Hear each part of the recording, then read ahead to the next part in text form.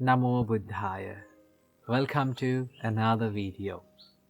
In today's video, let's talk about how to control our negative emotions and how to control our mind. Well, the nature of our mind is it always likes to wander in negative emotions and negative thoughts. Negative thoughts like anger, desire or lust, or then jealousy, maybe resentment. These are the negative thoughts that our mind likes to wander in. So how can we control it? Well, our great teacher Supreme Buddha introduced us a gradual training where you can practice this controlling of negative emotions or negative thoughts in your mind. So without any further ado, I'm going to introduce them to you. So first and foremost, before getting into these steps, there is one thing that you have to practice, and there is one thing that you have to master, and that is awareness. If you are not aware of what you're thinking, if you are not mindful about what you're thinking, then you cannot control it. So you have to totally understand and you have to totally be aware of what you're thinking. Okay, so whenever you become aware of what you're thinking, then you will have that power to control it. So here comes the first step. Buddha says, whenever you become aware of your mind is wandering in negative thoughts like anger or lustful thoughts or resentment or jealousy, the first thing is to shift your thought pattern to something wholesome. There are some wholesome thoughts in your mind which makes you peaceful. Maybe like thinking of something that you have done in the past, like maybe you helped someone. Whenever you think that thought, your mind becomes happy and peaceful.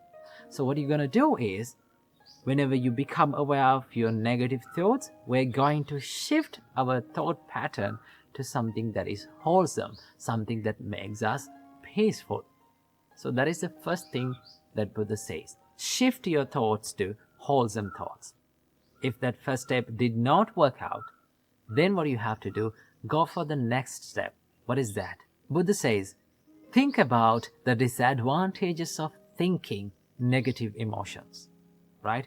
If you are constantly having angry thoughts, then you have to think, these thoughts are hurting myself and others. If I take actions according to these thoughts, it will hurt myself and the others. Remember, it may be a little thought of anger, but if it grow up, what will happen? It will be destructive. So what do you have to do? Think about the drawbacks or disadvantages of thinking these negative thoughts. Then, whenever you see these disadvantages, your mind will tend to stay away from these negative thoughts. Most of the time, we are not aware of these disadvantages. Okay? So what do you have to do? Think, if I keep on thinking these negative thoughts, it is not going to help me. It will disrupt my peacefulness, right? That is the second step. Then as the third step, Buddha says, pay no mind, pay no attention. If the second step did not work out, go for the third step, to not to pay any attention to that thought, right? See, whenever we give so much attention to something, maybe a thought, it grows again and again, it grows more, right? For an example, if you became angry with someone and if you keep thinking about him again and again and becoming angry, that anger will grow more and more. So what do you have to do? We have to let the thought be a thought without paying much attention, right? When you just stay away from giving attention, then it will fade away from your mind. It's something like this. Have you seen little babies, when they fall down, they start to cry, right? If the parent or the mother or father see that it is not a big deal of falling, if mother or father did not give any attention to that baby, what does he do? He just don't care about that. He will stop crying. Same thing goes with our mind. If we did not pay any attention to that thought, right? If we did not care about that thought and just let it go and let it pass away from our mind, then it will fade away. That is one way of doing that. If the third step did not work for you, then the Buddha says, go for the fourth step to relax your thought process, right? Now remember, when you think negative thoughts, your mind becomes so much busy, so much rough and distracted. So, what you're going to do is, you're thinking, why am I thinking these distractive thoughts? These negative thoughts that are making me so much busy and making me distracted, right? So what you're going to do is, you're relaxing your thought process to something very soft and subtle. Maybe like loving kindness, maybe like compassion, right? Maybe like gratefulness. When you think those thoughts, when you think more positive thoughts, your mind or your thought process becomes so much relaxed. And then if the fourth step did not work for you, then it comes the final step. This is something that we have to do with a great care. I do not recommend for everyone to do this. This should be done with a great experience and a good practice, right? And that is to crush your thought with awareness, right? You have to be totally aware of your thinking pattern and have a good determination to your mind that I am not going to think these negative thoughts, right? But this should not be done by everyone, right? Some may be not good at this, right? If you keep on becoming aware and if you keep on forcing this mind, it will grow more and more these negative thoughts. So if all those 4 steps did not work for you, then you have to go for the final step, right? So it is much better to practice these 4 thoughts before doing the final one, okay? So practice these things. When you practice, you will feel and you will understand that your negative emotions are fading away little by little. Remember, this is not going to happen overnight. It will take a long time to do this, but you have to keep on practicing. Keep on doing it. Make it a habit, and then you will become a master of it. So practice this practice and make your mind a place where free from negative thoughts. Welcome to yet another episode in Inner Guide Q&A program. Now it's been a long time that we haven't done a Q&A session. So today we are going to answer one of your questions. Someone has mentioned in the comments that it said that what to do when the life is becoming unfair and what to do when life is not going in my way. Well, we are going to talk about this today. First of all, remember the nature of our life. What is the nature of our life? Life is a little bit unfair. That is the real nature. But the problem is we expect that everything in our life to be perfect and to be fair. That is the problem. That is where the real problem is. Because Buddha said, if you have expectations, if you have more and more expectations inside yourself, chances are very high for you to feel so stressed. So remember that expectations stands for suffering. If you expect the life to be fair, you will suffer, right? So the nature of our life is, it is a little bit unfair. So how to face such situations, how to face unfair situations in our life? Well, I want you to do 3 things when you face tough situations in your life, right? These are very simple, but yet when you practice it, it is very hard to do that, but you can achieve it. Number 1, first of all, you need to realize what the situation is.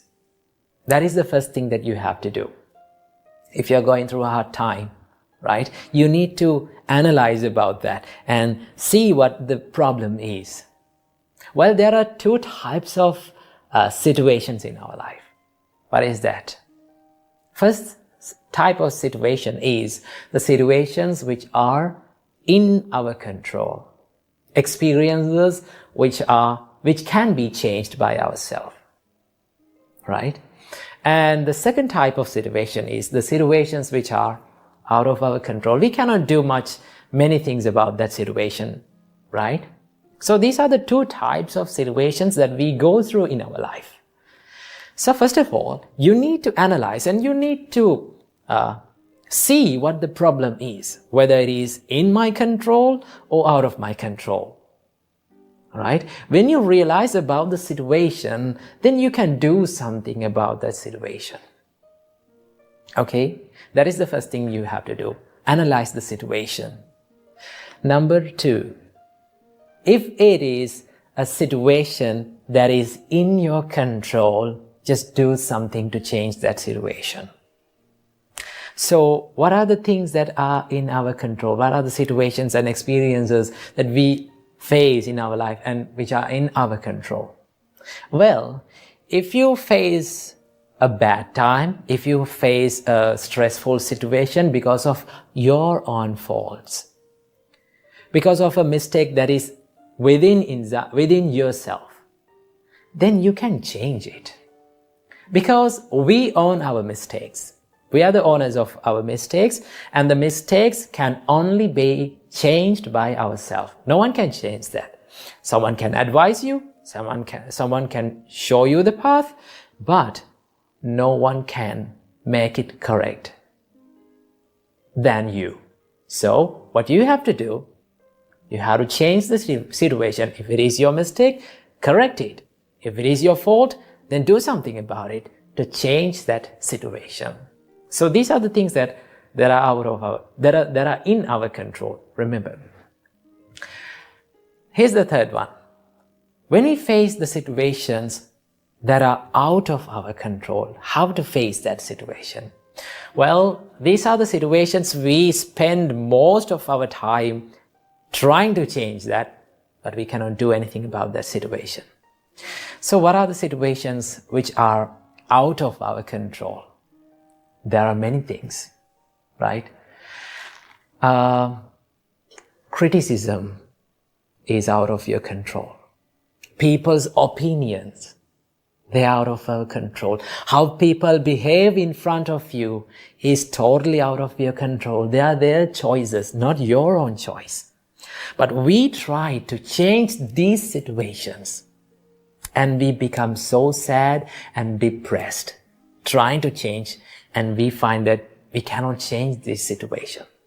So if you cannot change the situation, what you have to do? You have to change your perspective about the situation, right? You can change the perspective about the situation, because the perspective and the way you see that about that situation is totally in your control. Because your thoughts are in your control, right? So what you need to do is, if you cannot change the situation, change the perspective, change the way you see about that situation. Okay? So remember, when people act weird in front of you, when people try to make you angry, when people criticize you, right? When people give unwanted opinions about you, just think, these things are out of my control. I should not waste my time of my life to change these situations. It is much better to change my perspective about this situation. So how can you change the situation? How can you change the perspective? You can be kind to them, right? You can maintain a positive mindset inside you, right? It is much better to maintain a positive mindset daily, every day, right? Listen to some things, positive words every day. It is much better to do that, because the more you listen to the positive words, positive ideas, right? Then the more you become positive inside, right? Then you can change your perspective about the situation. That is what you can do. Always remember what Buddha said. It is a nice quote that Buddha said that describes about the life. Buddha said, "Achinti tampi bhavati, chinti tampi vinasati." That is one of the greatest and one of the nicest quotes that Buddha have told about the life. In life, Buddha said, "Achinti tampi bhavati." Most of the times, unexpected things happen. Isn't that true? We don't know what will happen in the next time. Right? It is a mystery. So in life, always unexpected things happen. And the things that we expected will going to be destroyed. Right? If we expect something, we don't get the same thing. That is the thing. So, remember that quote that was said by the Buddha. Achinti tampi bhavati, chinti tampi vinasati. Right? And there's another quote that was said by the Buddha. Sadharanang vihanyanti. If you expect the life to be fair, chances are more that for you to suffer in your life. So live with less expectations, right? If you are going through a tough situation, just analyze the situation, realize about the situation, and if you can change the situation, do something about it. If you cannot do it, something about the situation, change your perspective. That is what you can do when the life is not going in your way. So make your life a peaceful one with the teaching. We all seek happiness in this world. If I ask from you, would you like to be happy in your life? What will be your answer? You will say, of course, I want to be happy in my life. I want this peaceful state. I need to be in that. That is your answer. That is the answer of all living beings. Buddha says that all living beings likes to be happy and they seek the happiness. If you really think about our life, we are in a never-ending journey of pursuing happiness. Let me tell that again. We are in a never-ending journey of pursuing happiness. That means we are pursuing happiness, we are chasing and we are seeking for happiness, but yet we have not found it. So, what is the reason for this not finding happiness? Why we don't find happiness in our life? We are seeking it, we are finding for it, but we don't find it. What is the reason? Well, the Buddha teaches us that we are finding or we are seeking this happiness from a source that the happiness does not exist. Because we are seeking happiness from external world. We are seeking happiness from these materialistic things. Well, when you seek happiness from materialistic things or external world, you get pleasure, but that is not happiness. Pleasure is something temporary and it gives you this instant gratification.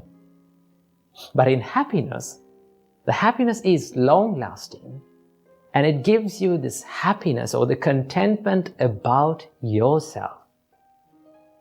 So that is why Buddha teaches us that you're finding the happiness from a source where the happiness does not exist. So the more you find it, the more you become frustrated. So, will we ever be able to find happiness in our life? The Buddha answers this question. He says, yes, you can find happiness in your life. How to do that? If you look closely to the first and the second verses of Dhammapada, Buddha says, if one with an impure mind speaks or acts, the suffering will follow him like a cartwheel following the ox. If with an impure mind one speaks or acts, the suffering will follow him. And in the next verse, Buddha says, if with a pure mind one speaks or acts, the happiness will follow him like a shadow following a man. So that means the happiness and the sadness entirely depends on the purity and the impurity of our mind. When our mind is pure, we can find the happiness. So, how can we gain this purity in our mind in order to find the happiness? Well, Buddha teaches us there are a lot of things that you can do to make your mind pure. So today, I'm going to share with you a few things that can give you the happiness in your life, that you can find the happiness in your life. First thing, accepting the reality of life will give you the happiness. You know, life is full of ups and downs. Sometimes you have good days, sometimes we have bad days, sometimes we have beautiful memories, sometimes we also have miserable memories. So life is not something that is going equally every day. Sometimes good, sometimes bad. When you realize this reality, you can face these situations successfully. Right? It is not always this bad experience makes us frustrated. It is our reaction towards this bad experience makes us frustrated. Whenever you get a bad experience or a bad day or a bad situation, tough situation, difficult situation, you have two choices. Either you can focus on the pain and feel miserable about that situation, or you can focus on the lesson that bad situation teaches us and learn from it and start growing your life. So, if you accept the reality of life, it is not temporary. Sometimes the people around us are not in our control. We cannot control their reactions. We cannot control their opinions. So when you realize these situations, you can face those situations successfully. That is one thing, accepting reality of the life. Number two, Buddha said, be generous. Practicing generosity is a major practice in Buddhism. Well, in Buddhism, the generosity is known as dana. In dana, Buddha says that you have to give without any expectations. We have to give and we have to dedicate towards others without expecting anything in return. That is one thing that we have to practice. Most of the time, we like to hold on to things or gather the things towards us. That is what people think. When you gather more, when you collect more things, you will get rich and you will gain happiness. But that does not give you the happiness. It will give you the pleasure, but it is temporary. So what we have to do, Buddha says, be generous, give, help others, dedicate a part of your life on behalf of others. When you do that, when you become more generous, let's say like this, you gave some foods to a poor person, let's say like that. When you see that person is having those foods and overcoming his hunger and making his life much better, you can be happy by seeing that. When you become happy like that, you feel happy about yourself. Right? Nothing can give you that happiness. Like by eating a good food, by dressing a nice dress, you cannot gain that happiness. You don't feel happy about yourself. Right? Let's say after hundred of years later, maybe 10 decades later, when you think about that incident, I gave this food to this poor person. When you remind that, you feel happy. Even then you feel happy. That means happiness is long-lasting.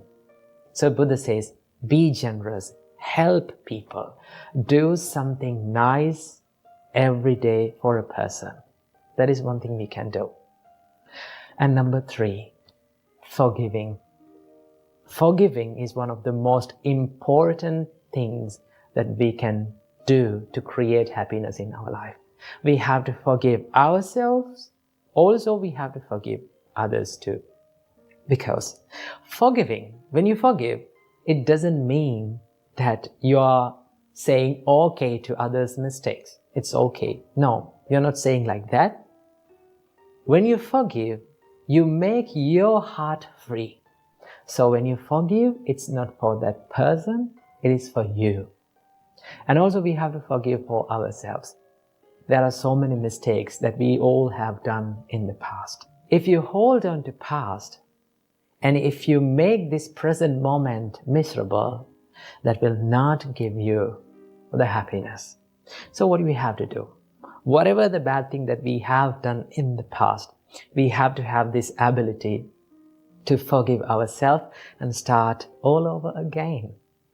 We all have that ability, right? We all have that privilege to start our life again and make it a better one. Okay? So no one is perfect in this world. We all have done mistakes. One thing that we have to do is to forgive and start doing good things. So these are 5 things that we can do to create happiness in our life. And also, there is one happiness that is called the ultimate happiness in this world that the Buddha teaches us. That is called Nibbana or Nirvana. That is the enlightenment. When you realize about the reality of this life, and when you remove this desire or the craving that arises within your mind, then Buddha says that is the ultimate happiness. Simply, the Nibbana means Ragakkayo, Dosakkayo, Mohakkayo, Nibbana. That means removing of the desire, anger, and the delusion of the mind is called the enlightenment. So that is the highest level of happiness that we all can reach. So when you practice these practices, right, when you engage yourself in wholesome state, that will create you the happiness in the life. So practice these things and make your life a happier one. Welcome to another video. In today's video, let's talk about relationships. And I'm going to be sharing with you 6 principles taught by the Buddha on having a healthy and happy relationship. Well, maintaining a healthy relationship, maintaining a happy relationship or long-lasting relationship is a bit challenging. Why? Because we have different personalities. We are different from one to another, right? But we lose this ability to understand about this situation, this reality. What is the reality? The difference between each other. Sometimes we ask from the people, or we ask from our partners, why can't you think like me? Why can't you be like me? Why can't you act like me or behave like me? This is where we make many problems in relationships. But if we can realize the difference between one another, or if we can realize this reality, what is that? We are different from each other. Then we can get the power of understanding. There's one important quality that we must practice in any kind of relationship, and that is the understanding. Right? Understand others' situations. Understand why they are acting like that, why they are behaving like that. So, our great teacher Supreme Buddha taught there are 6 principles to practice. These are the practices, actually. If you practice these 6 principles in any kind of relationship, your relationship will be much more happy and healthy. Okay, so without any further ado, let's get into these principles, and I'm going to explain one by one in turn. First of all, the Buddha said you need to practice these principles when that person, the person or our partner or our companion or the people who we are relating to, when that person with us or in front of us, and also in the times where that person is not with us. That means both privately and publicly we have to practice and maintain these principles in our life.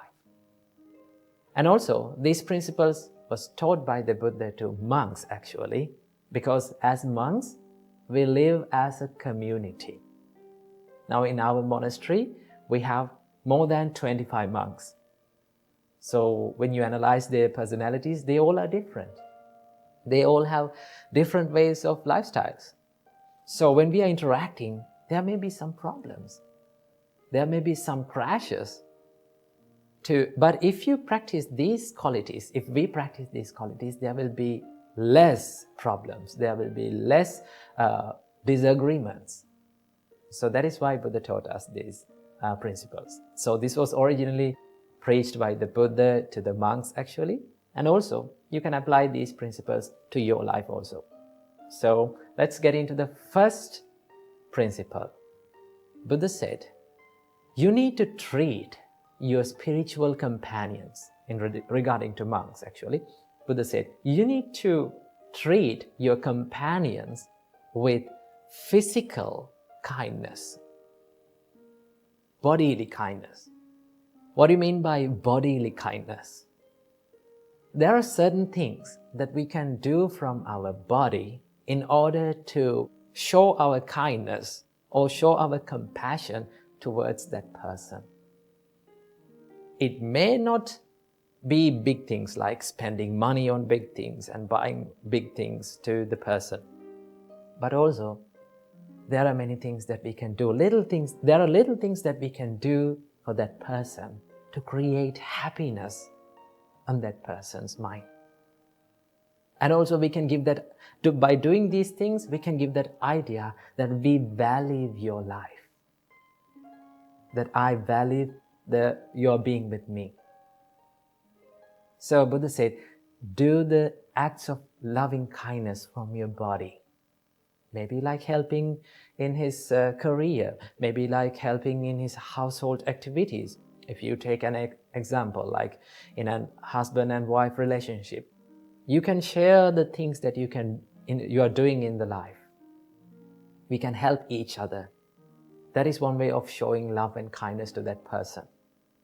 And also we can show in many ways our love and kindness to these people. When you act from your body with love and kindness, that creates the mutuality between people.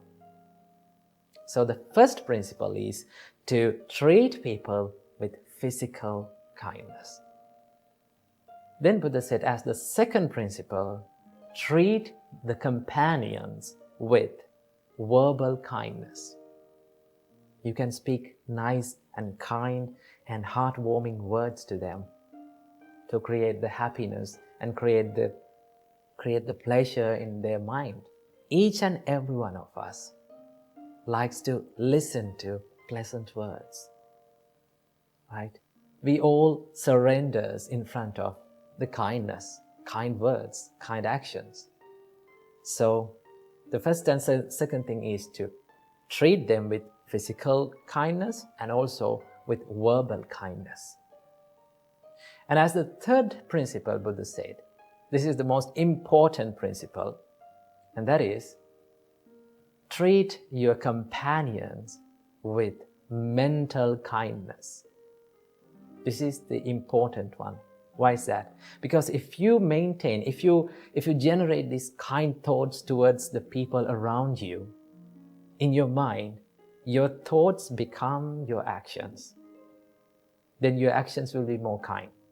Your thoughts become your words, then your words will become more kind. So as the third principle, Buddha taught us, treat your companion with mental kindness. Okay? So when you treat your companion with mental kindness, that means you are spreading this rays and this power of kindness towards them when that person is in front of us, and also in the times where he or she is not with us. We have to do it in the same way. That is the third one. And also, as the fourth principle, Buddha said, you have to share without reservation. For the monks, Buddha said, if you get any kind of food or any something good to your life, you have to share that thing with your spiritual companions. Now, we monks, when we get some food, we always try to share with our monks. So you can adopt that to your life. Whatever the things that you get, maybe like you had something very delicious food when you're working in a long distance place. And when you come home, or when you come to your partner, or when you come to that person, you can say, hey, I had this food, I had this delicious food. I need you to have that. That means you're sharing it. When you share without reservation, it creates the peacefulness and it strengthens the relationships. So sharing is one of the most key and important ingredients in relationships. And as the fifth principle, Buddha said, you have to be virtuous. What do you mean by virtuous? Now, in Buddhism, as normal people, in Buddhism, we practice 5 precepts. Buddhist people practice 5 precepts: abstaining from killing beings, abstaining from stealing, abstaining from sexual misconduct, abstaining from telling lies, and abstaining from taking intoxicating drinks and drugs or alcohols. So these are the 5 precepts that lay people practice in Buddhism. So when you become more moral or virtuous, it creates the trust in people.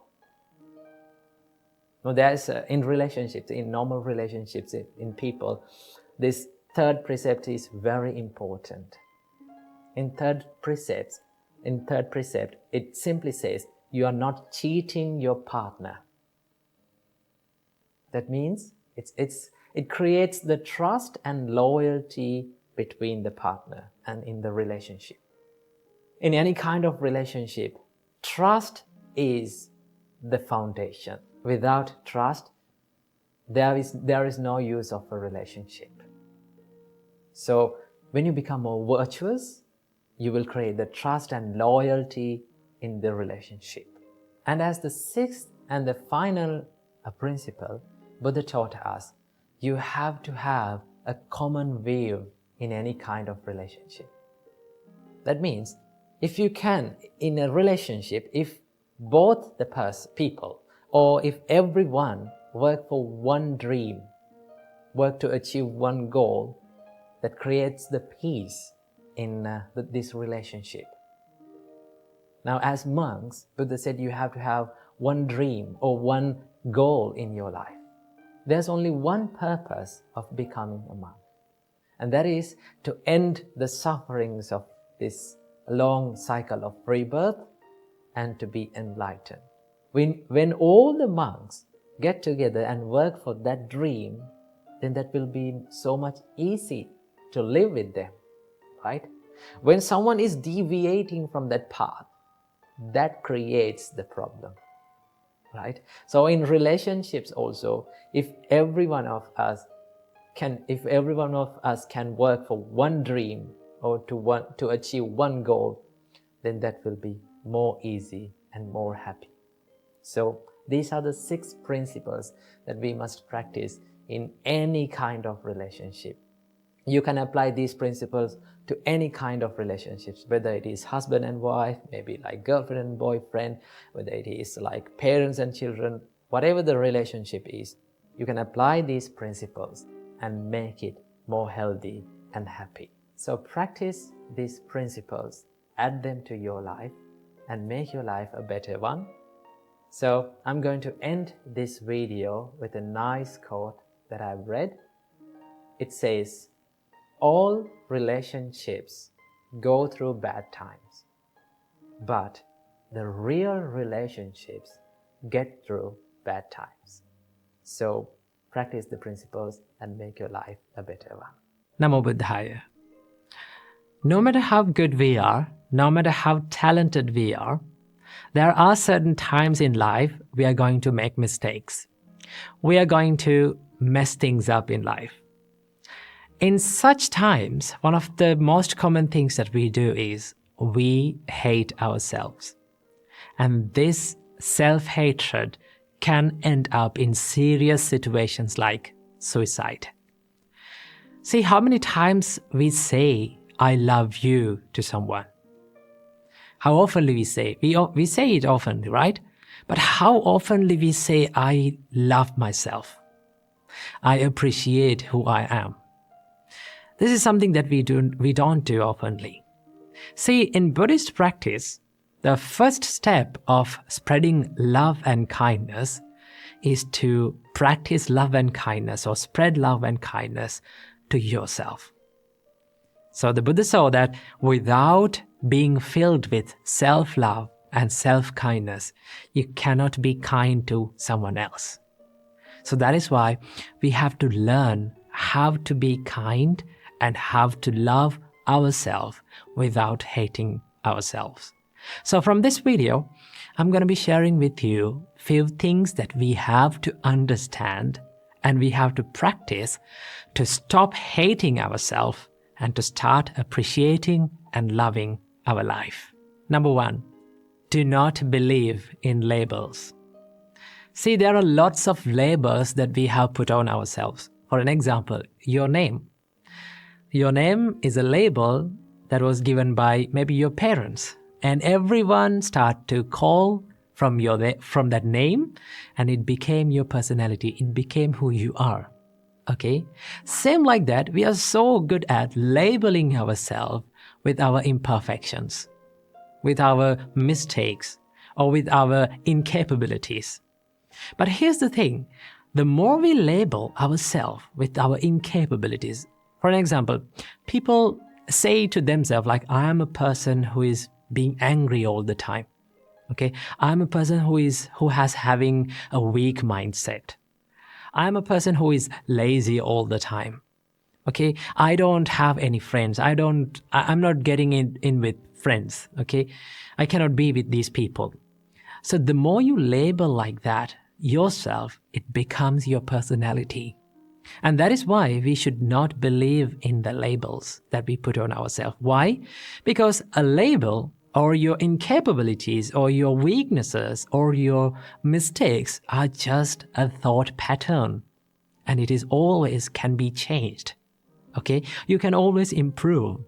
And that is why we should not label ourselves with our incapabilities and our mistakes or from our weaknesses. We always have the chance to improve and to evolve. Number 2, learn to accept mistakes.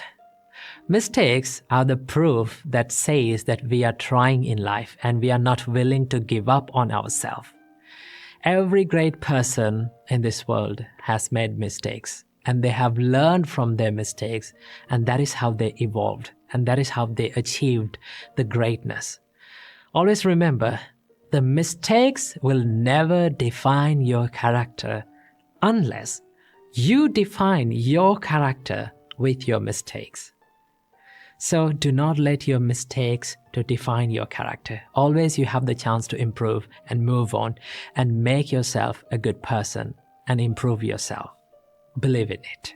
Number 3, stop criticism. This is something that is very important that we have to focus on in loving ourselves. Stop criticizing yourself. Stop criticizing others. Now here I'm not talking about the constructive criticism. I'm talking about the negative criticism. Okay? Do not criticize others and also do not criticize yourself. Okay? Why we should not criticize others to put others down? In each and every time when we criticize someone, We give the message to our mind that we are better than them. Okay, I am perfect than them. And you set standards to yourself. Most of the time, these are not realistic standards. Okay, and when we cannot live up to our own standards, what happens to us? We hate ourselves. And that is how criticism steals the self-love and the self-value. And that is why we should not criticize anyone. And number 4, believe that imperfection is beautiful. Just take a deep breath and look into this nature. Everything has that one nature that is the imperfection. From the little plant to the great mountain, everything is imperfect. Right? There is no perfectly symmetrical plant in this world. There is no perfectly symmetrical mountain in this world. Everything has the imperfection. And as humans, we also imperfect human beings. Okay? And also it gives the chance for us to evolve. It gives the chance for us to be more productive and be more successful. See, becoming successful and becoming happy is not a destination. It is not a perfection, right? It is always a journey. We have to keep improving ourselves. We have to keep becoming successful, becoming happy. It is a journey that we go through in this life. So when you accept the imperfections, no matter how good we are, no matter how talented we are, no matter how great we are, there will be always imperfections in life. When we accept it, we can focus our kindness and our love towards ourselves. And also, every single day, this is something that you can practice. When you wake up in the morning, just sit on the bed and think, no matter how imperfect I am, no matter what mistake that I do in my life, I'm not going to give up on myself. Right? I keep improving myself. I keep making myself a good person, a happier person, and I will never let go of myself. This is not something that is called selfishness. Selfishness is expecting many unrealistic things from yourself, right? And then when you're not up to your standards, you start to hate yourself. And that is why when you truly love yourself, truly love your imperfections, and truly love who you are and accept who you are, you get the chance to improve and you get the chance to evolve. And these are the things that we have to keep in mind in order to practice the self-love and improve the self-value. So keep practicing these things and make your life happier and healthier. Now, one of our viewers have asked a question from us, that what is true love according to the Buddhism? Well, when we talk about the topic love, remember, as humans, as beings in this world, we all seek love and affection in our life, right? All living beings needs love to live. So when we talk about the topic love, it is a vast and a broad topic, right? Love can be found in many ways. But the basic and the base for all these kinds of love is the kindness and the compassion. But most oftenly, people may misunderstand the love and the attachment. When we come to the topic of love between the partners, the male and females, boys and girls, many of the boys and girls, they doesn't know what is true love and what is attachment. Now there is a distinct difference between true love and attachment. So what is that difference? Well, when someone loves another person, he will say, I need you to be happy by being with me. Right? In the other hand, if someone being attached to some person, he will always say that, why are you not making me happy? Right? So there is a big difference between these two expressions. When someone loves another person, he will say, I need you to be happy by being with me. That means you are trying to give something to someone. Right? You always try to give the happiness to a person. But if you are being attached to someone, right? If you are developing lustful ideas towards someone, your mind will say, why are you not making me happy? You need to make me happy. So that is based on the selfishness. Right? The true love is based on unselfishness. Right? In the true love, there are many things, many good assets. They are the love, kindness, compassion, patience. These are the basic qualities that leads to the true love. Right? If you are loving someone, you need to be kind to that person. You need to be compassionate to that person. You need to feel the sadness of those people. Now, when we talk about the topic compassion, compassion means to suffer with other people. That means if you can feel the pain that is hidden inside the people's life, if you can feel and become empathy, you can feel the empathetic feeling about them, then that is called compassion. If you can share the pain that is in another person with you, then that is compassion. So in true love, you need to have that sharing ability.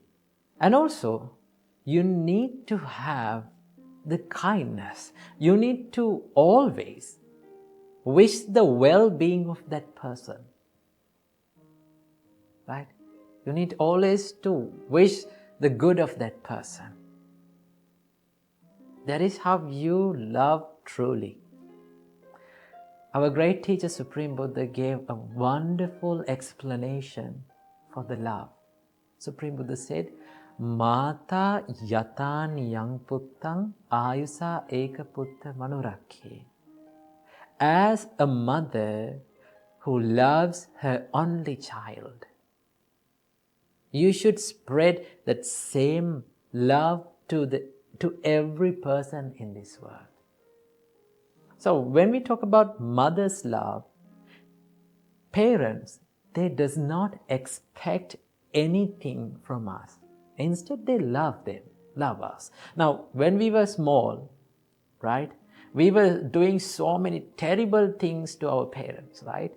Have you seen that the babies do so many terrible things to their parents, right? They drag from their hair, they pinch them, they cry, they yell, but yet the parents still love their children. So when someone is truly loving someone, it's like they're holding them firmly and they're nurturing them. Right? But if you are attached to a person, you always expect the things from others. Right? You always expect the things that fulfill your desires. Right? When someone is attached and when someone is being lustful for someone, that means he is always expecting to fulfill every fulfillment and desire from that person. You are not trying to give something, always you are trying to get something from that person. Right? It's like you are holding on to something tightly. Right? Suppose you are drawing a cow or a bull. You are holding that cow or a bull from a rope. So when that animal tries to escape, what you are doing is you are holding it tightly. Right? The more you hold it tightly, you are the one who is getting hurt. Right? You are the one who is getting hurt. If you can let go, what will happen? You are not getting hurt anymore. So when you are being attached to a person, you will always get hurt. And you will never fulfill your desires, because desires and sensual desires, they never get fulfilled. We cannot make ourselves satisfied from those things. Okay? So that is what you call the attachment. In attachment, you hold on to things tightly. There is a great quote that describes about love. If you like a flower, right? If you like a flower, you will pluck that flower. But if you love a flower, you will water the plant, that flower plant. So if you love someone, what you have to do, you have to say that I need you to be happy with me. Right? I always wish the happiness of your life. If that happiness includes me, that is better. But if it is not, in that case also, I need you to be happy. That is how you love truly. And that is the difference between the true love and the attachment. Right? In true love, you don't expect anything from the person, but still you try to give the happiness to them. In attachment, you always expect the things from people, and still you will never be satisfied from them. So choose to love the people correctly. If you choose to love people correctly, then you will be a peaceful person throughout your life. To be happy is every living being's right in this world. Everything that we do, everything that we say, why we are doing them, we do that to be happy. Just ask from yourself, why am I doing what am I doing? You can answer to yourself. You will find that the reason why I do everything in life to make myself happy. If I ask from you, why do you wake up early in the morning and just prepare some food and go out to work? To make yourself happy and to make others happy, isn't it? Yes. You gain happiness by making others happy as well. That you have to remember, right? So there are two types of happinesses in this world. The first type of happiness is called the material happiness, right? And also the other type of happiness is called the spiritual happiness. To call it a good life, to call it a perfect life, one must achieve these two types of happinesses in his life. One must experience both of these happinesses in their life, right? So from this video, I would like to share a wonderful teaching from the Buddha that explains about what are the types of happinesses that a person who is living in a household life, a family life, must achieve. Now, according to Buddhism, there are two types of lives. The first type of life is called the household life. That means the people who are living in a family life, right? Maintaining a family, living in a house, engaging in material pleasures and all the stuff, right? A household life. That means you, right? And also, there's this other type of life. It is called the monk's life, right? Which we can call them the homelessness life. That means we leave our houses, we leave our families and become monks, right? So that we no longer own a house. We no longer own a family. We no longer maintain a family, right? So the ones who renunciate the household life, the ones who leave the household life, they seek a higher kind of happiness, right? That doesn't mean that they don't seek any kind of happiness. We as monks, why we become monks is to seek the spiritual happiness. Now, when you become a monk, it doesn't mean you totally deny seeking the material happiness, right? But for a monk, there must be a limit for seeking the material happiness, because as living beings, we can't totally deny seeking material pleasure. As living beings, we must consume some sort of material pleasures in this world. But that seeking, that consumption of material pleasure must not disturb the peace and the spiritual happiness that a monk is seeking, right? So for monks, there are limitations for material happiness, okay? But it is less of the material happiness and more of the spiritual happiness. So in this teaching of the Buddha focuses on household life, a householder, a person who is living a family life. To call that life a perfect life, a good life, the Buddha says that there are 4 types of happinesses that a householder must achieve in their life, right? The first type of happiness, the Buddha called it Ati Sukha. What is it? Ati Sukha. Ati Sukha can be translated into English as the happiness of ownership. Now, what do you mean by the happiness of ownership? Buddha explains the happiness of ownership as one must work hard, put his time and energy and strive and earn money righteously in the correct way, right? He must earn money, he must earn wealth in the righteous way. Now, what do you mean by in the righteous way? Is by you should earn money without harming anyone, without harming yourself and without harming the other people, without harming the society, right? If you earn money without harming anyone, that is the righteous way of earning money. Now, Buddha said, as a householder, you must be happy and you must enjoy earning money, right? Buddha was someone who did not say that you should not pursue happiness. You should not pursue material happiness. The Buddha said, if you are a householder, you must do that. That is your duty, right? So the Buddha said, strive hard, work hard, put your time and energy to what you're working on, and earn money righteously. That is a happiness that you can gain, right? When you have enough money to your life, then you can be happy about thinking that I own this wealth. This is my wealth. That is sort of a happiness that one can gain, right? That is the first type of happiness that Buddha said a householder must achieve in their life at some point in their life, right? That is the first one. The second type of happiness that Buddha taught for householders to achieve is called Bhoga Sukha. The Bhoga Sukha can be translated into English as the happiness of enjoyment. Now, first you earn money, right? Now you spend money and enjoy it in the correct way, right?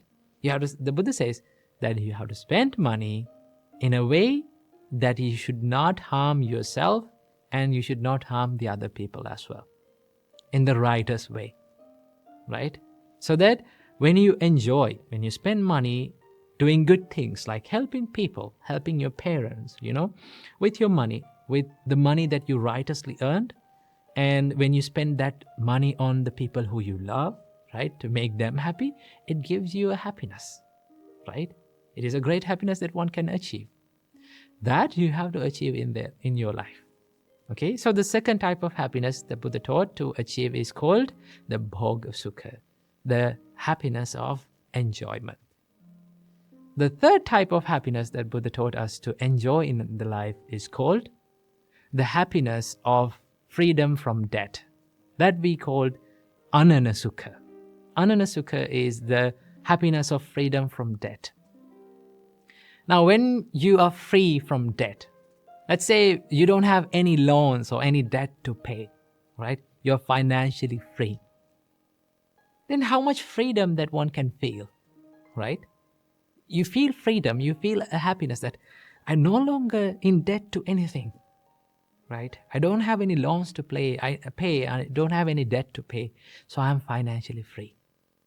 That is a happiness that a householder must achieve in their life, right? That is a great happiness that one must achieve. The freedom, financial freedom, right? This is the third type of happiness. And then the fourth type of happiness, this is the most important thing. This is the most valuable happiness that a householder must achieve in their life, according to the Buddha. Buddha said, the fourth type of happiness is called anavajja sukha. Anavajja sukha means the happiness from blameless life.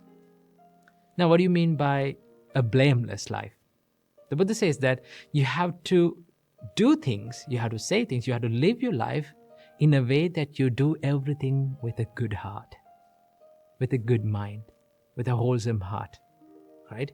When you spend your life as a good-hearted person, as a good person, as a wholesome-hearted person, right? It gives you a bigger happiness, bigger enjoyment, thinking about who you are. That is the most important thing, because all the other material happinesses, right? All the other three material happinesses, it can give you happiness, right? I don't say that it cannot give you happiness, but if you did not have this happiness, anavajja sukha, if your heart is complaining who you are, what you do, right? If your heart is regretting about who you are, then the other things doesn't matter, right? What matters the most is how you live in this life, right?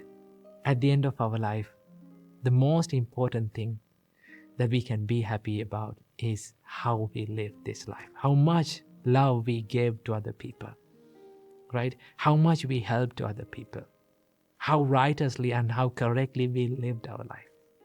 So the Buddha said, you must achieve this happiness as well, right? So these are the four happinesses that a householder, one who is living in a family life, spending a family life, must achieve. So I hope this video and this teaching from the Buddha gave you a little light to your life. So I wish you all, may all of you be able to achieve all of these happinesses in this very life.